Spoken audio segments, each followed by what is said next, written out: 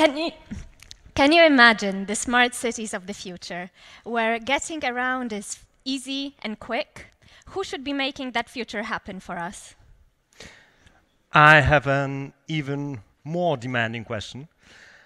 All of you know company names like Google, Amazon, Netflix, but please tell me just one European technological company that you use every day. Okay, apart from the companies you work in. These are some of the questions that many of us ask ourselves when we think about the future of Europe and innovation in Europe. My name is Agnieszka Smoleńska, and I analyze EU affairs here at Polityka Insight. My name is Adam Czerniak. I'm the Director for Research and Chief Economist. And together with Agnieszka, we'll have the pleasure to moderate today's panel discussion under the name, Can Europe Catch Up in the Global Innovation Race? This session will be divided into 3 parts. We'll start with a very short introductory speech by Arup Banerjee from the World Bank, and then we'll ask each of our panelists separately to join us for a 2-on-1 fire chat, and then, last but not least, finally, we will switch to debate mode and engage in a lively discussion with our panelists on the future of Europe. Thank you. So now, as the first speaker and first guest, we'd like to invite Arup Banerjee from the World Bank. He's the Regional Director for the European Union countries. Hello, Arup. Hello, Adam. Hello, Agnieszka. Great pleasure to be here. Thank you. So I'm going to give you some, but not all of the answers that Adam and Agnieszka asked about, but really talking a bit about the future of Europe. So this is from work that is yet unpublished, will be coming out later this year, in late spring, called Europe 4.0. You know, heard about Industry 4.0? So what is Europe's version of Industry 4.0? What are the challenges? What needs to be actually done to make Europe gain all the possibilities that this new world gives us? So, automation. So, are robots eating all our jobs? Well, yes and no. In Europe, you have the undisputed leader in terms of robot and in terms of production. And that's that purple line, Germany. Purple line on the left. So between 2001 and 2015, Germany has almost doubled, more than doubled the proportion of robots that it uses in manufacturing. The US is catching up. That's a light blue line. China, who we hear all of these stories about, of course, given the size of its employment pool, the labor pool, is far behind, but the slope is right. The rest of Europe, well, not that fast. And it's not growing. If you look at basically the individual countries, this is a more difficult graph to absorb, but the bottom line of that is saying that except for, surprise, Belgium, most of the countries in Europe that were low in the use of robots are actually not speeding up their adoption of this. So robots, perhaps in Europe, are not eating our jobs. Now, is that a good thing for productivity? Is that a good thing for competitiveness? Is it a good thing for Europe being undisputed in the manufacturing field of the world? That becomes a question. How about profitability? So many of you here are working in the industrial world, in the commercial world. In terms of profitability, the companies with a green outline are the European companies. And essentially, you have actually many European companies in this group of traditional companies that are leading in profitability compared to even Walmart or Toyota or Boeing. So this is good news, right? When you go to the data economy companies, there's only one, SAP. That is among the world leaders in terms of the profitable margin. And of course, ladies and gentlemen, look at the scale. In terms of profit, in terms of operating margins, it is the data economies, the companies of 4.0, Industry 4.0, that are making the outsized profits. And most of them are not European. In fact, except for Alibaba, all of the others are American companies. So Europe is doing well in the traditional sector. Industry 2.0, 3.0. When we get to Industry 4.0, others seem to be in the lead. But this is the core of my presentation, and I really want us to think very hard about the fact that not all technologies are the same. Too much in this debate, Adam and Agnieszka, technology comes in as this lumpy animal that everything is the same. The world is changing, the iPhone is changing everything, and Facebook is changing everything. But actually, there are very different types of technologies, and they have very different effects. So these are the three that we isolate: transactional technologies, informational technologies, and operational technologies. So transactional are, as you can see, cloud computing, big data analytics, machine learning, the Ubers, the Airbnb, the platforms, if you'd like. Informational are also platforms, but they use advanced methods, including blockchain, to use big data and use data for the information. And then there's the operational technologies, which is the robots, the drones, 3D printing, and things like that. And each serve an economic purpose. Transactional technologies match supply and demand. They take away the middleman, right? They actually maximize consumer value as well as producer value by doing this. And that's their source of efficiency gains, again, the source for productivity and competitiveness. Informational gets those same advantages through using data. Right? So it's a big data that really drives down the costs through the economies of scale, essentially. And operational technologies bluntly replace labor. That's it. Fundamentally, it's making things more efficient through the use of technology rather than labor. So if you look at this, the question is, how is Europe doing? And there was Adam's question. Well, in transaction technologies, the three are not all to scale, with operational being on a lower scale. But if you look, the transaction technologies, again, it is American or Chinese companies, but Spotify, the major European company in this list. Among the top 5 in informational, again, SAP is the top, but again, in 5th position, again, compared to essentially American company. In operational, it's Taiwan Semiconductor that is the global lead. And in terms of the market capitalization, again, remember, this is value, company value we are talking about, with Siemens being the European company there. So again, Europe's not doing badly, but these are not world leaders when compared to the giants in Asia, the giants in the US. So what does this mean for Europe? So the question I want to leave for the panel and for the discussion are a set of questions and debates about 2 issues. What do these technologies mean for Europe's aspirations and Europe's goals? And 2, what can be done about improving those results?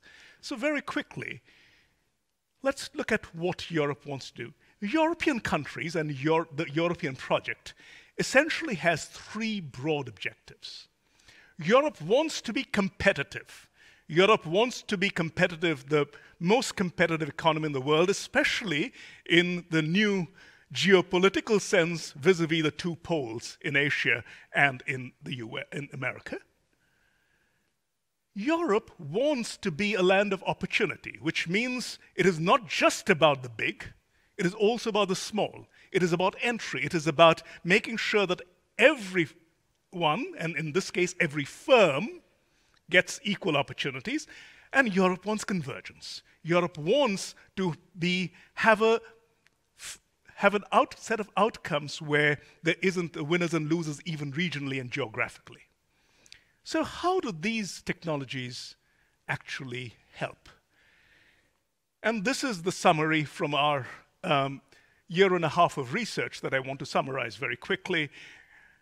Essentially, the effects for the economy is, as you can see from the colors, in terms of competitiveness, all three essentially are generally positive. This is an opportunity for Europe. The sort of, in terms of competitiveness, there, Europe has a chance to be competitive. In terms of access, especially for small and medium enterprises, transactional technology, of course, provides that. It's much more mixed for the others, and similarly for convergence. I'll briefly give you why, but I think there's more to be extracted in debate.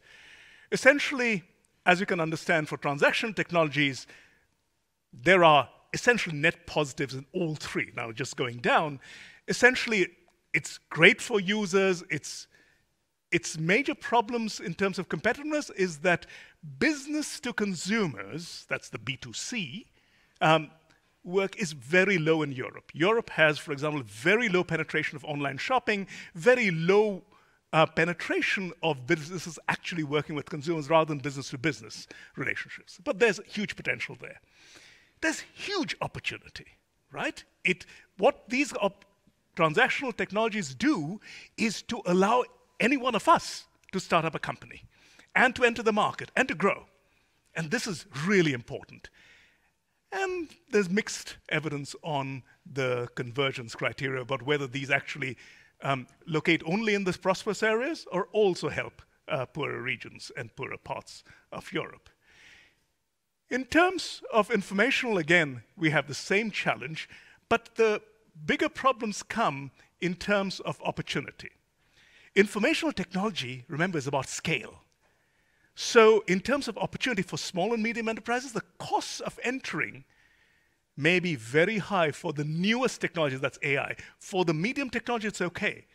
For the internet-based technology, it's okay, but not for AI. And then for convergence, there's a challenge again for the newest technology for 4.0, because, again, if you think about where these new types of industries locate, they agglomerate, they cluster. So there'll be parts of Europe, already the haves, the industrial heartlands, are not going to be the place necessarily where you'll have that. Saying this, of course, after Brexit and thinking of Europe in the broader sense of the term, you'll have the cluster around Cambridge, England, right? You will have the cluster in southern Sweden and in Finland, but will you have it in Romania? Will you have it in Bulgaria? Will you have it in Greece? That is the challenge in terms of AI. And in operational technologies, of course, it is fantastic for the giants that exist in Europe. These are among the best in the world. Let's not be shy about this. In the traditional industrial giants of Europe are a force that you saw in the world. However, robots, drones, and such like technologies provide very few opportunities for small firms to come up. And of course, again, they reward the haves rather than the have-nots in terms of geographical dispersion. So in conclusion, what do we do about this? The list is probably too long to articulate, but let me give you three big things to think about. Three classes of actions. First,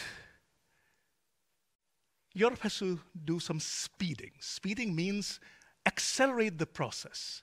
Europe right now is falling behind. You saw that in the graphs. It's falling behind. It's not moving as fast to catch up with the opportunities. This is an incredibly fast-moving field.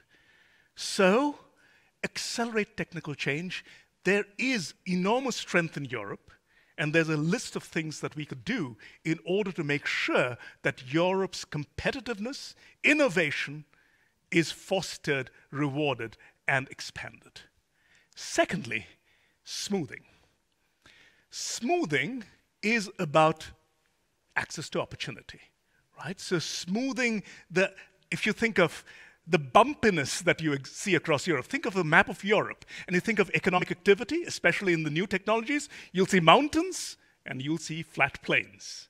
That's what smoothing is about, to try and smooth it, not to put down the mountains, but how do you get new firms to grow? How do you actually get SMEs to enter and prosper in this new world? And last but not least, of course, is what we call slanting. And this is perhaps last because it's slightly controversial. It's about tilting the playing field. This is different from smoothing, which you're compensating, right? Here, Europe has some of the best smoothing mechanisms, by the way, in the world. But slanting is about making sure that the traditional European sectors, which are currently powerful, but in the future may be losing its place in the race, are able to actually absorb the lessons of Industry 4.0 and then prosper through that, structurally transform them, bringing the skills, bringing the knowledge, bringing the expertise in order to move forward and fully capture the possibilities. In the beginning, I asked, so is Europe 4.0 in some ways a second chance? And the answer is yes, there's a second chance for Europe. The initial graphs that I showed showing Europe lagging behind was not an indictment of where Europe will be. It is a presentation of where Europe is. But there's a very well understood set of policies by which Europe actually can fully grasp the potential, build on its own comparative advantage, which we can come to later, where Europe is unique in the world, and thereby fully absorb the benefits and potential of Industry 4.0. Thank you very much, and I look forward to the discussion. And the book, Europe 4.0, will be out in late spring.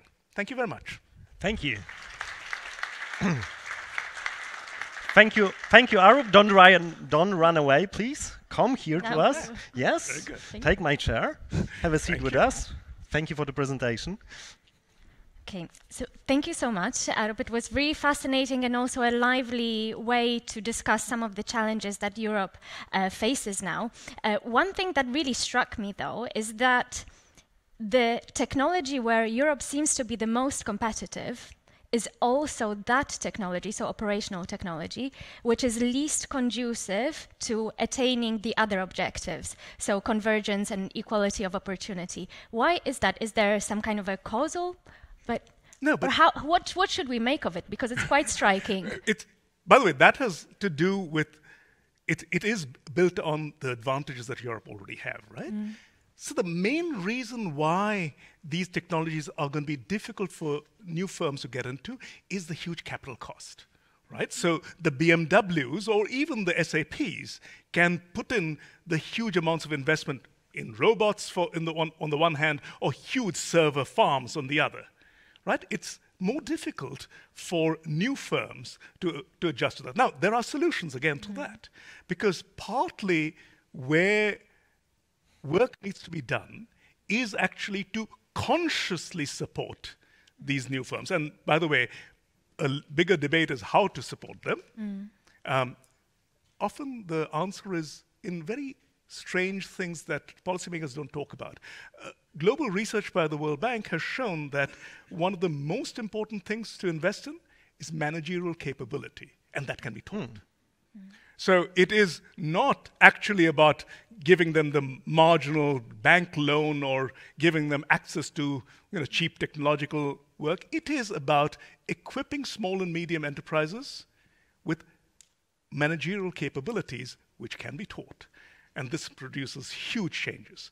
It is also about, on a national scale, building the skills. Because think about why the map is so bumpy.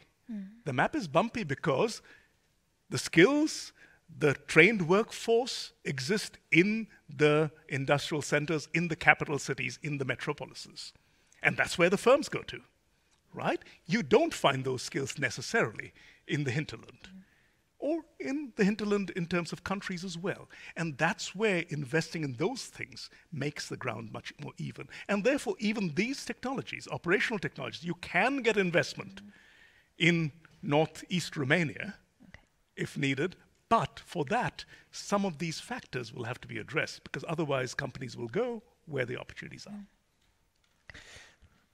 I have a small question, which is slightly a critique of your thesis, because on the one hand side, you present those 5 big technological companies in each of the sectors, so transactional, informational, operational. And then you talk, okay, these are the big 5, and then you talk about supporting SMEs. I lose something that's in the middle, and what is my opinion is the strength of Europe, scale-ups. So those companies that already grew out of SMEs, that have 100, 200, 500 employees, but they do not manage, until now, to jump into the big 5 in all those sectors you mentioned. I think we lose them in our picture. What do you think about that? So it's a great point, and by the way, I fully agree with your critique. It was a shock value, right? Because if I gave you the names of some of the 500 employee firms, you wouldn't know who they were. That's why I asked that in the very beginning. But that's the strength of Europe. But it actually, I would dispute that at a very important point. Just let's look at Industry 4.0 companies, data companies. You are thinking about operational companies, and Europe is very strong there, especially Germany is very strong there, Northern Italy, they're huge companies. That's why there are so many robots there. Right. But this is not about the Mittelstand. Think about unicorns. Do you know that continental Europe, and now Europe, given the events of this weekend, Europe has not produced a unicorn? It has not over the last 5 years. Why? Because when small firms have a great idea, where do they go for market capital? They go to New York or the US markets. They don't grow in Europe. And that's not because of capital only. It is because of the regulatory environment, because it is easier to grow firms from tiny to middle size much more abroad than in Europe. Again, there's a set of policies. So what I want to challenge you back, Adam, is, again, I think it's important not to get captured by what Europe has done with Industry 3.0. It is about what Europe needs to do for Industry 4.0, which is a very different ballgame altogether. So what does Europe need to do? How much time do you have? Oh, actually, no, my colleague will tell me, ask them to read the book. Well, I'm looking forward to it. It's coming in. We're looking forward. But we can come to some of these ideas in the discussion. Yeah, into discussion, so we can leave that into discussion. And I think as your presentation was a little bit longer than we expected, so maybe we can ask our next guest and then come back with the questions to you, Arup. So stay with us, listen to what we have to say, because your presentation was really interesting and to some extent really mind-blowing, despite the critique I presented. So thank you for that. Our next guest is Stefan Håkansson, the Global Director of City Energy Solutions from E.ON. Please, applause. Thank you. Hello, Stefan. Hey, welcome. Have a seat. Hi, Stefan. Thank you.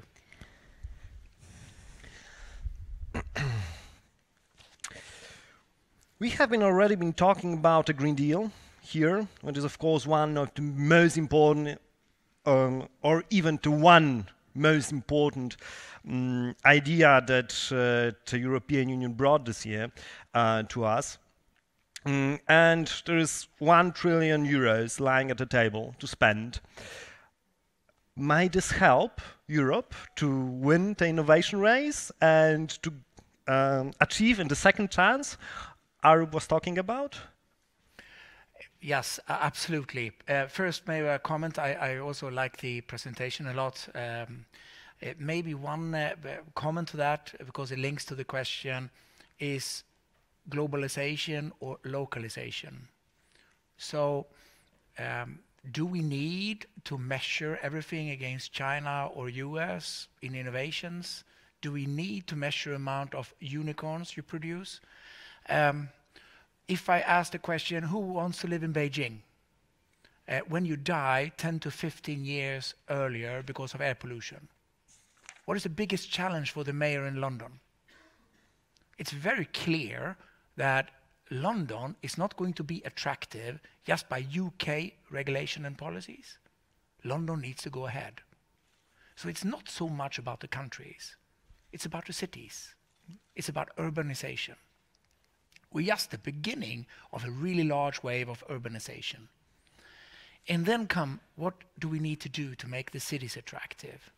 Coming back to the trillion euro, Europe and the Green Deal. I have a button here, the UN 17 sustainability goals, all going down to each local place. So in Warsaw, the solutions is not going to be exactly the same as in Stockholm or Rome or Berlin. We need to take the local prerequisites and transform that and use that to develop and make the city attractive. You remind me of a term that was very popular in the first part of the first decade of the millennium. It's called glocal. So it's a combination of global and local. Are we coming back to that concept? I super strongly believe in that. We talk of energy of the larger area. It's about, going out of coal, but it's also about just being reminded about that 1/3 of all the CO2 comes from heating. And that's not these global areas. It's about using the local areas and what you can do. So yes, your answer, the trillion euro, and can Europe catch up? I actually think we are already in some areas in the lead. So this referring to the old book of Jim Collins, Good to Great. Let's make it great. So I'm very optimistic. And with this awareness that is coming very fast, either from the revolutionary thoughts of Greta and her whole establishment, or down to the very clear awareness of companies and citizens, I'm very optimistic. So yes.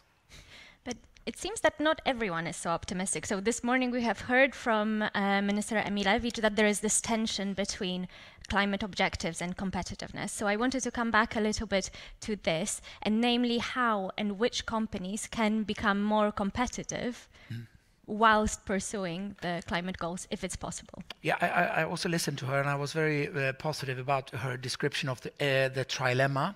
And again comes to sustainability and competitiveness. Can it really work? And then Mrs. Gomez from IKEA was talking about changing business model. Just one very concrete example. Next month we are taking a new circular system in Stockholm into operation. Here we have families in the apartments. They're sorting their waste and resources, and the better they sort, the more value they create. It goes up in the loop, and there we do produce of biomethane, we do electricity and heating, and it goes back to the family. Do they need to pay for the heating and electricity on consumed kilowatt hours? Or can they pay as a function of how well they sort the waste? So my answer to this, we need an openness to change business models. And if we can do that, we will also find more value elsewhere. Just take this topic of startups. I'm also not so worried about that. If you go back in time, the large companies who were, they could never be killed. They died. There are so many examples, Kodak and so on, because they didn't follow the startups coming. And there is a huge rapid change of startups and new ideas developing the business. So I'm not so worried about them not having the right capabilities or the right funds. It's about having the right regulatory framework for new business models and being able to change. Hey, what do you mean by the right regulation? Because it's of course something useful to have, right regulation, but how you can define, that's the point. I agree, that's also a big challenge, and it goes from every country in different directions. I think again, local. Yes, exactly, and it's coming down to letting the city, the local mayor or a municipality government be free in its sense of taking the decisions what is necessary for their local surrounding. Again, if you have a lot of local industries that have residuals coming out, you can use that, recycle that. That is not available in a different city. So it's not one size fits all. So there needs this overarching perspective of credit when you have the ambition going towards a beacon. And I really like these sustainability goals. coming from UN. It's an overarching framework about how do you make things sustainable? And that's not just green. It's truly sustainable with social and all the other factors as well. Set that as a framework and let the forces develop in the local regions. That, I think, is the best recipe. So thank you very much for drawing for us a little bit of a different picture of this race that we are in and showing us the different terms of this competition. I would like now to invite Mr. Maciej Nowochoński, the member of the Board of Directors of Orange Polska. Applause, please. Hello. Hello. Hello. Hi. Thank you. Hi. Please take a seat. So the starting point for this fire chat is a report prepared by Polityka Insight together with Orange on 5G, which sadly only in Polish at this time. I mean, an incentive to learn the language, definitely.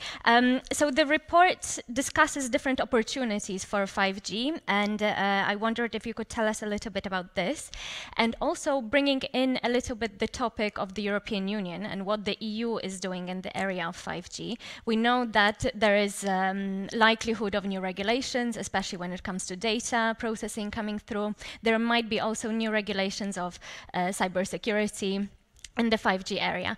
Are these a hindrance to these opportunities that we have identified, or is it, as Stefan has told us, an opportunity for a different competition on different terms? Yes, thank you very much. So why we are speaking about 5G particularly here, I think there is a very strong connection to the fundamentals that Arup, you were making a point about what needs to be changed in Europe to make sure that we are able to somehow survive in this global competition for the future, and very much to what you were saying about the agglomerations. So actually 5G, but not only 5G, but globally, modern means of communication, this is the fundament for the future success. It is, we can say, the motorway system for the future. So once we have very fast communication, we can build on the data of the future, and the data is something which is called the oil of the future, of the future on which the business can be made. And it's very important to make a point about the sustainability of the business of the future, in which Europe, I can teach a lot of lessons, all other in this respect. Well, just 3, 4, maybe 5 years from today, we will see that the data systems will consume 20% of the energy total globally. So that is really something that we need to take a look at and use it for the future.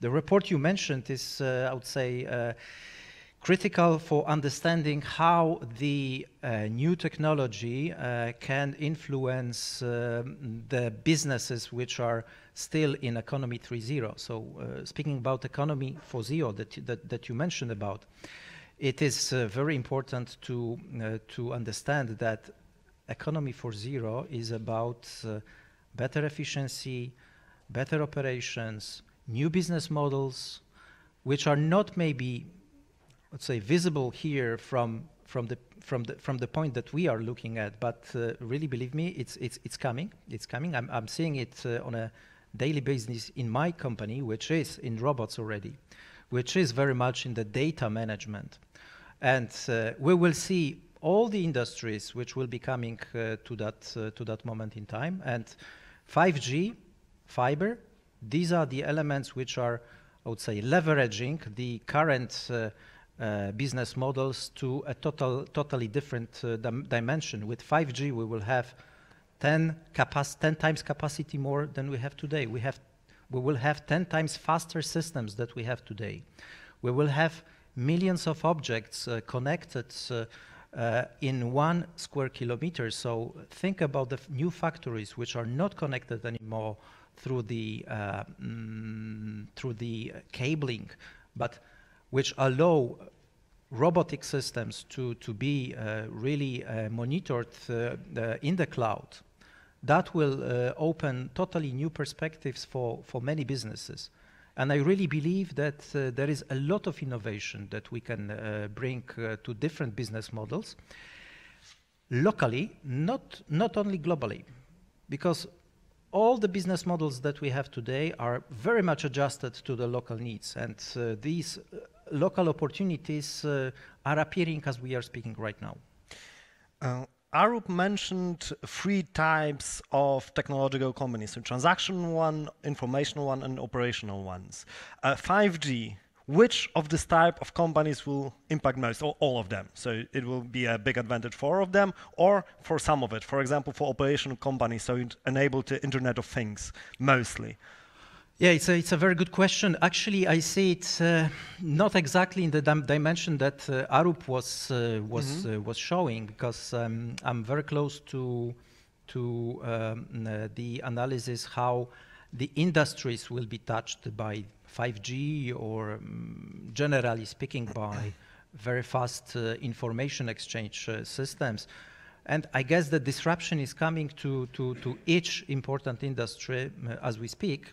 Obviously, the speed of this disruption is different in different industries. So there are industries like, for example, telecommunication businesses, which are touched, I would say, since many years already by the disruption. And we are quite well positioned in this race for application. But our customers, because we serve, we can say 60% of the Polish market in that respect, in the telco business, our customers are also starting to see it, and such disruption as 5G will definitely impact their business models. So it's coming.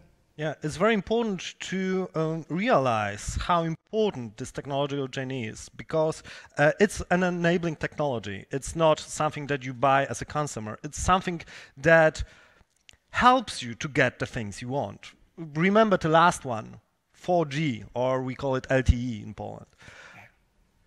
Without it, you could not watch Netflix on your mobile phone. It would be impossible. Yeah? So this 5G technology will be a similar step forward. I also wonder, because now we have the EU commissioners discussing 6G.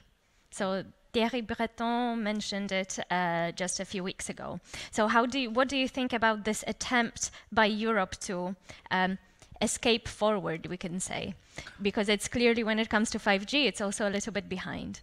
It could be one of the ways for, I would say, nice leap towards something new, something which will position Europe, we can say, ahead of some other geographies.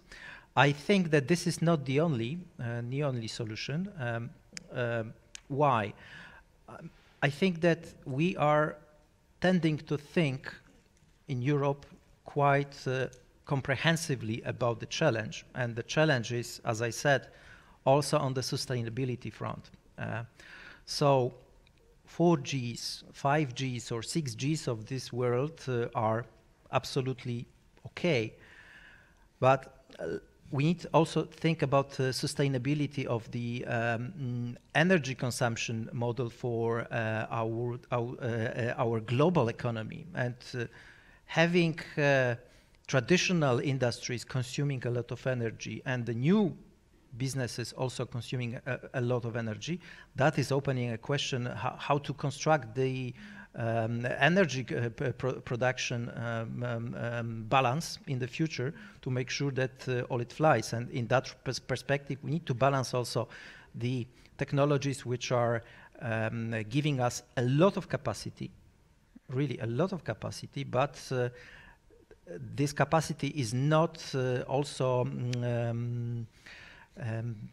consuming a lot of energy. And I think about fiber here, which is very efficient in that respect.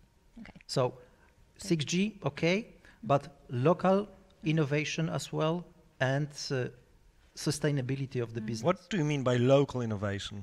That's interesting. One last question. Local innovation is something that we are doing every day.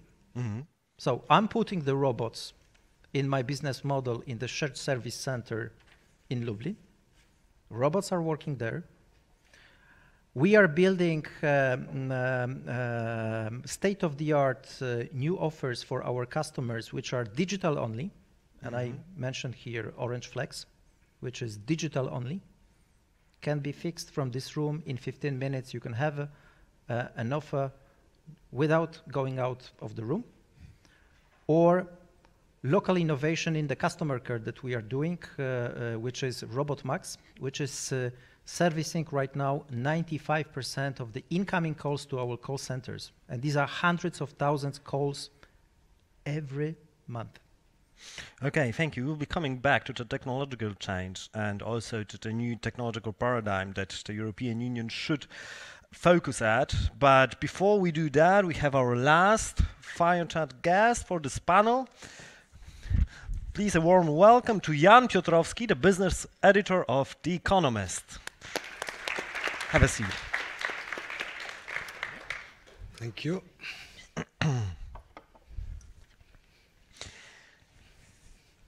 Okay, we have heard a lot about innovation, new technologies. Maciej was referring to that a moment ago. And some of commentators of everyday life and business are speaking about an age of disruption, referring to Christensen and before Schumpeter. Do you think that we live in an age of disruption right now? I'm sure we do, but I'm not exactly clear very often what people mean by that. And I think, as you mentioned, Schumpeter wrote about creative destruction, but the idea was very similar. The man who popularized the term disruption died a couple of weeks ago, Clayton Christensen, and it's a great loss to the sort of management thinker community for sure. And he pointed out his case studies weren't case studies of what happened the past 10 years. They were case studies of what has been happening for 50. So there is disruption, of course, but that's part and parcel of a thriving market economy. Is the current age particularly different? It might be. The one thing that I thought was very interesting about your segmentation of the three types of business is that it seems to me that I'm not quite clear what people mean by Industry 4.0 or the Fourth Industrial Revolution. That's a bit of a hazy term. But it seems to me that what they're sort of getting at, even if they don't spell it out, is a world in which those three columns actually merge into one. That, you know, the Internet of Things will allow the operational companies to combine with the data crunching capacities and possibly offer something at one or two removes to the consumers in the first panel. So that's happening for sure. And here I think that European companies have a lot of potential to thrive. And the reason they have a lot of potential to thrive is that I personally think that the greatest benefit that 5G can bring will not be to people watching Netflix, and we can already watch Netflix, and it's pretty good. Call it, well, it depends where you are. Yeah, depends with serious. It's, it's decent. I mean, unless nobody wants a massive screen, so something that you watch on a small screen is probably good enough. You can order your shopping on Amazon with 4G. It won't make a massive difference to the consumer experience. It'll make a difference to the sort of business to consumer experience in some cases. It'll make the greatest difference if it actually comes to pass to large industry. To the Internet of Things will mean that everything, from large heavy machinery to small things that people use in their households and on their bodies, will be connected. And Europe has incredible experience in building incredible works and feats of engineering. So there's certainly a massive potential for large European companies to take advantage of that. Now, the question is, why aren't they, or why don't they seem to be? And I think here again you struck the right chord, Arab, in talking about barriers to entry. But I think that barriers to entry are sort of slightly different. And the biggest one is, in effect, and this is sort of my hobby horse, the fact that the single market isn't so single. Right. It's the incomplete project of the single market. The single market was forged after the war when basically Britain and France didn't want to go to war anymore, and they were trading in large, heavy goods that were physical, that you could drop on your foot, that could roll over you. It's not terribly well adapted, or hasn't been terribly well adapted to a world of bits and likes. I think I have the numbers correct, and this is off the top of my head, so please don't quote me on these, but I think in 1993, when the single market per se was being formulated, something like 2/3 of the EU's GDP was services. Today it's 3/4. And so 3/4 of the European economy are not really subject to a single market. Now, that is obviously a problem, and it's a problem for a number of reasons. One, the lack of a single market means that you have, again, this is something off the top of my head, but something like 5,000 regulations, national regulations, which regulate services. If a company wants to thrive, if a small firm, a startup wants to thrive, they have to comply with these. I mean, it's a massive barrier to entry. So professions within European countries have put up massive barriers to entry to disruptive companies, to use that unfortunate term. The fact that banks there aren't really any pan-European banks, that they did try to spread across Europe, but they're retrenching and have been since the financial crisis, probably makes them safer, but also makes capital much more expensive for companies which want to expand. But this is also a little bit, if I can just interrupt you a little bit, this is also the result of intra-EU competition, no? So the reason why the barriers between different member states persist is because there is a competition between different regulatory regimes, between different countries. I think and in banking, maybe that's a little bit different. The interesting point here is, and you sort of touched on it without making it explicit, is that the various ways in which the word competition is used in this discussion. There's the economic sense of competition, which the European Commission is meant to promote, in that it's basically what Americans would call antitrust, right? And then there is a sort of rivalry, which is a broader sense of competition, where we suddenly, it's almost geopolitical in nature, and they're not the same thing. So there is there is clearly rivalry between European countries, and it's enabled by the fact that the single market has not been made so single as it was originally envisaged.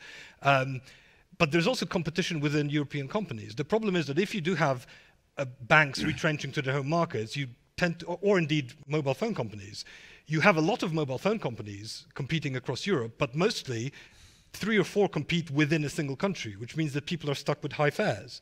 If you allowed them to offer their services across the continent, they could reap benefits of scale and costs would come down. The same is true of banking, roaming, capital costs. No? The same is true for energy if you had an integrated grid. So there's a lot of integration within the framework that Europe already has and accepts that has not been done. Okay, we'll come back to, you want to have a discussion right now.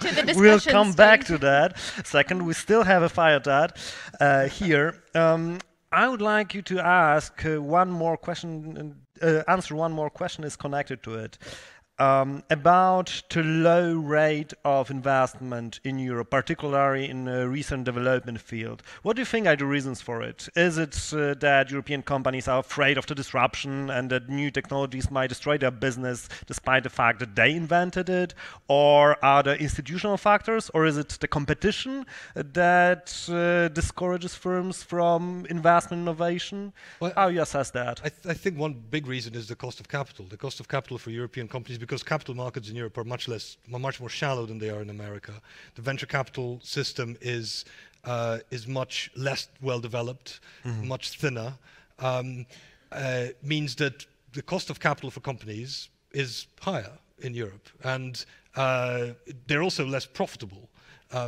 Partly because of the sort of industries in which they work. You were showing the operating margins. The operating margins for the sort of companies which Europe is good at tend to be lower for a variety of reasons. And as a result, they have less to reinvest. Capital is more expensive. You need resources in order Should the state jump in and help? Should the state invest in R&D?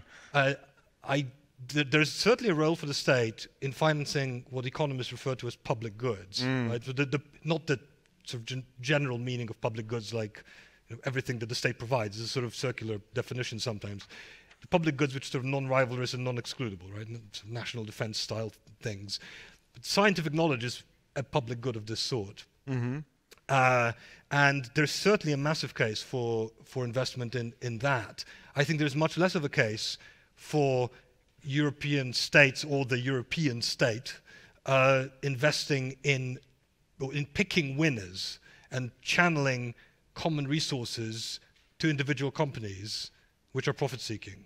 But what do you think the consequences of that would be? Because this seems to be the direction that we are going, loosening state aid rules to enable more subsidies or fostering the European champions. So what would be the consequences of going in that direction?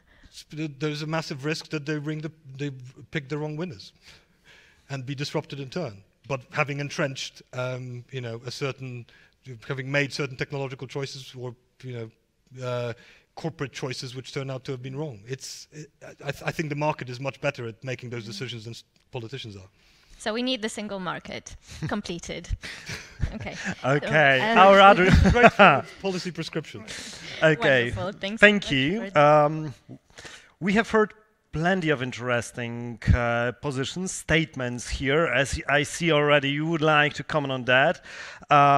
We have heard that we do not have unicorns in Europe, but we should go local.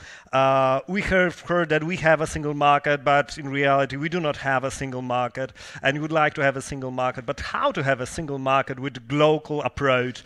So now, that is why, as you have heard, we decided to speak to each of our guests separately, so they can disagree in the first place, and now they can talk about it. What should be the new paradigm for Europe? Okay, you would like to first go on. Yeah, so first, Stefan. Do we need a single market? Isn't it more pain than gain? You know, we keep talking. You mentioned energy, one grid, 27 TSO in Europe. Let's have another 15, 20 years of discussions. Why don't we turn into the local area and partnerships? So we have 5,000... That was the question. Regulations, yes. But just say Okay, that yeah. with the partnerships. So instead of looking to all the barriers and how complicated it is for a new entry to do something, you can instead do partnerships, because there are local company that knows everything about the local barriers and what local policies and regulations most of the time are there for a good sake. So partnerships like what we did in Berlin, just around the corner in Tegel, where they're building 500 hectares, closing the airport, a new city. How can we do that? We didn't know. With the local Stadtwerke, the local water company, they knew a lot. We have something to offer on the table, and we can make a partnership. It's not about one company who needs to make the unicorn. It's not about making the billions and billions. It's about building the society long term. And it's, yes, global. So you say instead of a couple of unicorns, we need a herd of horses, power horses in Europe. Very good, Michael. Thank you. So I actually Arup. will challenge back to you, Stefan, to saying, why is it an either-or? And that is, I think, where the discussion gets a bit complicated, because, again, we move into these corner positions. There is nothing, absolutely nothing wrong with what you're saying. In fact, this is the way of the world. It is happening, and I fully agree that Europe is probably the champion in the world, and at least compared to these two other sort of power blocks. Europe is a champion in creating local initiatives that are prosperous and that provide value to not only their owners, but also to the population. But I really do want to say that eventually for Europe's ambitions, and that's what I want to talk about, for Europe's ambition of building a Europe that converges. So it is not about Tegel, and it's not about Sweden. It is about Northeast Romania. It is about the Slavonia region of Croatia, which is lagging behind the rest of Croatia massively. What do you do there? And those are the parts that are increasingly being depopulated, deindustrialized, and losing hope. That's where I really want to ascribe to Jan's point about the unified single market, and that's why I'm saying it's not either or, it's and. because that is the single defining feature of these other two markets. What is it? Scale. Industry 4.0 is about scale. And that is one of the reasons why, by the way, even in that picture, Germany does better than most of the others. Europe, except for the big countries, is an agglomeration of little countries. It is an agglomeration of small markets, prosperous markets, but small markets, geographically, in terms of population, in terms of wealth. While these technologies that we're talking about today, more than at any time in the history of the modern industrial world, is about scale. You have exponential curves rather than geometric curves, right? You have Moore's law, which is, in Moore's law, by the way, which is slightly debunked, but it's a wonderful metaphor for what we are talking about. Well, it's a benchmark more than a law. Yeah, exactly. But essentially, that's the idea, that you have geometric progression. So think about what some of the stuff that I put up. What it said is that essentially you need for Europe to have an Amazon, which, by the way, it doesn't. It has Amazon.de, Amazon.fr, Amazon.co.uk, and so on. Why? This goes back to Jan's point, because there is no unified service market in Europe. And for Europe to develop its own Amazon, which will provide consumer value even to the isolated consumer and producer and supply chain in remote parts of Europe, you do need to have both the local, but also the unified European market. Jan, you'd like to come in? Just again to respond to Stefan's point. So I entirely agree with what Arab said, but I'll add a couple of things. One, the idea of global is much easier for some industries than others. Especially, I mean, for energy generation, it's typically been relatively concentrated, because you don't want to have to run power lines for a very long distance because there are losses, right? So it makes sense to concentrate it locally. And there are water treatment plants, and there are certain other industries where it's quite obvious that you need to do it locally, because it doesn't make too much sense to expand very much further. But E.ON is a large European company which is cooperating with these small firms. Why? Because it has the know-how, it has the it presumably has the capital. It has the innovative edge, which is going to allow them and the reason for that is that it's managed to expand and gain this expertise. So again, I don't see a massive sort of either or. The second point is, if you do localize markets, remember that companies in those markets will have to compete, unless we also cut off capital flows or regulate capital flows. These companies are competing for global capital. And if they're not returning more to their shareholders, that capital will go somewhere else. And those companies will be stuck with even less resources to invest in further research and development, productivity gains, which then translate to wage gains, and so on and so forth. So I think the idea of localism is it's quite romantic, and it's got this romantic appeal, but I think in effect Europe shows that and the United States certainly, so these large blocks show that A, it's not either or, and B, you do need that economies of scale allow progress and human thriving. Okay, but isn't it so that synergy comes from diversity, especially in the case of innovation? Matti, what do you think of the discussion? Which part are you at? On the left-hand side or the right-hand side here? We are speaking about a lot about the scale, and that scale matters, obviously. The scale does matter. However, I think we need to be practical, and we need to acknowledge that maybe something is romantic, maybe something is practical, but all in all, what it comes to reality, it is reality. And reality is that we have in Europe human capital, which is an asset. And build on this asset is something that we have to follow up. This means that innovation and research and development, so-called, is something that is worth looking at in every business. In practical terms, a lot is about the sustainability. I come back to this topic because Europe, again, is very strong in thinking about sustainable development.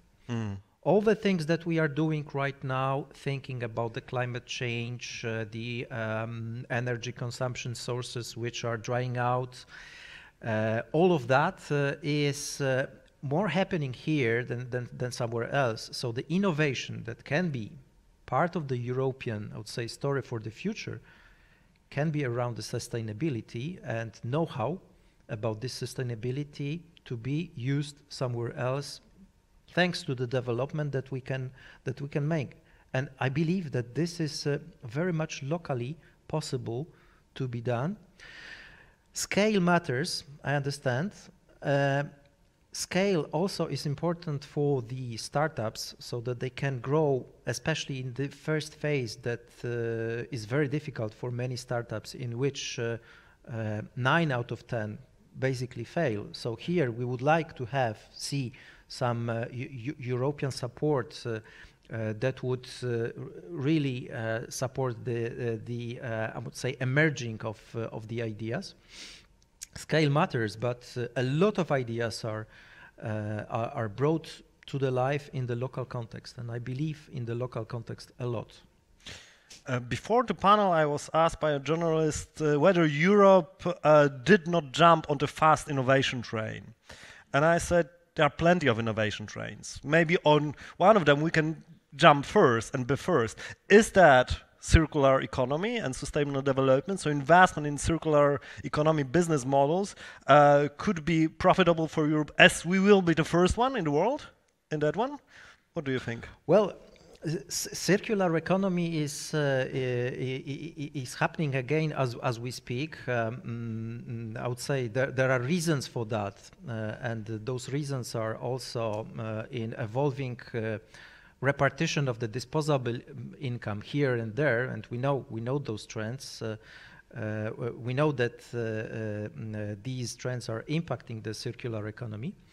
But circular economy can also be, I would say, more optimistically shown as a development for the future, the new ways of everyday living that one day we should also accept, because again, I'm coming back to the sustainability topic.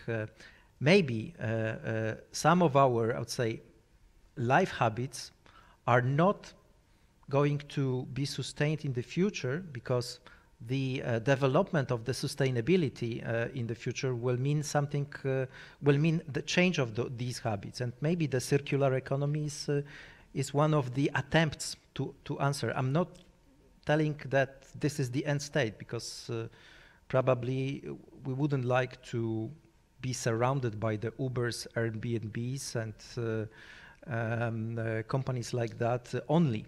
Yeah. Arup, you'd like to comment? Understood. Maybe to answer your broader question about where Europe's advantage, shall we say, lies in this field, there's one. Let me make a rather controversial, take a rather controversial position. I think that one of the biggest opportunities Europe has, and in a way to make a difference in the world, is through GDPR. The data protection, global data protection. So think about why that is. The currency of Europe, of Industry 4.0 is what? It's data. It's the oil, right, that you talked about. And right now, how does data work in terms of our relationship with companies using data? Because data is going to be the currency in which all of these, the Internet of Things to artificial intelligence to robots, everything is going to function on taking big data, analyzing it, finding the patterns, finding the innovations, finding the ways to make things more productive. Right now, in the paradigm of the US model, how do the companies get data? It's by us clicking on those I agrees without reading anything that's in there, right? So can I have a show of hands? How many of you have ever read those boilerplate? All right. You probably read them. You better, actually. I write them. Your company does it as well. Right. But he writes them. GDPR is working here, obviously, right. But you better read what you are consenting to, really. But But think about the paradigm. If you actually can move to GDPR to its actual potential, its actual potential is guaranteeing us our privacy and our rights, right? That's the idea. And I agree it's a bad way of doing it, so that has to be improved. But eventually it is us voluntarily giving up our information with the idea or the hope that this is protected. Our privacy is protected, our identity is protected. The data itself anonymizes not, because that is the oil, that is the currency. So this paradigm, by the way, is now affecting the rest of the world. So Europe is exporting this simply because... But do we have some economic benefits out of it? No, of course. But I say that actually Europe, if it can perfect this idea, can actually seal the deal between the European consumer and the state, then Europe can actually use data. European companies, European governments, European people can use data properly, avail of it, and there should be policies to improve access and use of it. But that can provide a huge competitive advantage to Europe in a way that a more unregulated area which says, I agree, doesn't. Now, so it's last not a point, hindrance last point to before innovation. Jan jumps in and eats me up is that there are actually huge challenges to be overcome there to this utopian goal. And that is that actually access to data. So this is where I'm saying that, oh, of course, now that data is protected, you and I will have access to it and we can build our little startups on that. And that's where the problem lies, right? Access is still going to be a problem. There are huge costs to access this data, and therefore there is a set of policies that needs to be done to make sure that the potential is realized. I just want to jump in on that. It does. I mean, GDPR is a laudable initiative. It does introduce some more barriers to entry, clearly. So there is a trade-off that But on the other hand, you know, GDPR sort of is it's not the apotheosis, but sort of like the personification, the embodiment of the European idea of the precautionary principle in many ways. And Europeans may be more willing to accept, I think, sort of historically and temperamentally, the precautionary principles than others. But the precautionary principle, and that could well be the political decision of Europeans, but they have to be aware that the precautionary principle is a hurdle. But privacy is not a precautionary principle. No, it is no, but the way that privacy is, I mean, it's a right in some places, not in others, and it's not a privacy is not a principle. It's GDPR is a way to get at something that people hold dear, right? But we're talking about out of a financial perspective. It's something a lot more important here. I fully agree with you. GDPR we agree too much. It's this social sustainability coming into the play, which is definitely an advantage compared to the other parts of the world. Sure. So if we can manage it, it's really an advantage. And coming back to the capital need that you addressed before as well, I think again it goes up and down in cycles, the financial cycles. When is capital available? When you have negative inflation? Or when you have high inflation, it goes in cycles. It will be available. It will be available also for the startups. You need to go again to see what are the development area. You need a framework. If it's SDGs or something else. Let's take just one example. It's your business. You said before, 20% of the energy will be used to just keep the data ongoing. That's the new power plants of the future. I don't need. And that's worldwide. No? It's not only telco business. It's worldwide. Exactly. Worldwide. So just see the spillage of a data center. The heat hunters will see how heat goes up in the air. How can we feed that back and heat the houses? So this kind of thinking of recycling, it's so exciting how we can transform the society, and it is going to put us in front of the rest of the world. We have a very interesting theoretical discussion, and I think we can go on and on and on with that, but we have 1 minute left. So I have one last question to you. Aru was talking about what to do and the free-ass ideas, speeding, smoothing, slanting. Okay, great, but that's theory. I would like each one of you to give me one, even hypothetical, European Union directive that you would like to be introduced that will help us in the innovation race. Something very, very pragmatic when you can come up with. Who would like to be the first one? I would like to see more concrete solutions for cooperation of big tycoons, big companies with startups. Okay. To help both groups To cooperate. because the help is required. Legal framework both for groups. cooperation between big companies and startups. Okay, we have one. Corporate company law, like, yes. Yes, cooperation between the corporate and startups. Okay. How to facilitate it. Janek would like to I think the simplest would be to actually start enforcing properly the single market directives which are already in place, which are very often not being enforced. So you don't actually need to write a new directive. Just just enforce the one we have. Yeah. Okay. So since Jan took the one that I was going to say, and agreeing with that, let me build on a microcosm of that. Is actually a directive that opens up the field for venture capital as it truly exists. Because risk sharing, in the truest sense of the word, individual risk sharing mechanisms don't exist in most European countries. Don't compromise with everything. Make one framework so you premiere the development towards sustainability. There is a framework coming from UN. It's not American, it's not Chinese, it's not Swedish, it's UN. Follow that into the policies and regulation and drive it in that direction. Okay. Thank you to all of our panelists. Our time is up. Sorry for not having time for Q&As, but you can meet our panelists in the corridors during the coffee break, which will start in a minute. So feel free to ask your questions and give your statements to our panelists. That's why we have this conference, Risk and Trends, to meet and to network. We had a very interesting discussion, Agnes, haven't we? Yes, lots of different elements, different points. I think we've learned some company names. I asked in the beginning. We've learned Spotify, SAP, Siemens, and we know there are plenty more scale-ups. But I think and we got got... orange. Yeah, but no unicorn. But I think even more important is that we got still plenty of unanswered questions regarding the future of the European Union and how to boost Europe companies in the innovation race. We have learned that there's one option to raise unicorns, but then maybe let's go with the head of fast, strong horses, but not that big as unicorns. On the EU side, we have an excellent legislative plan for the Commission.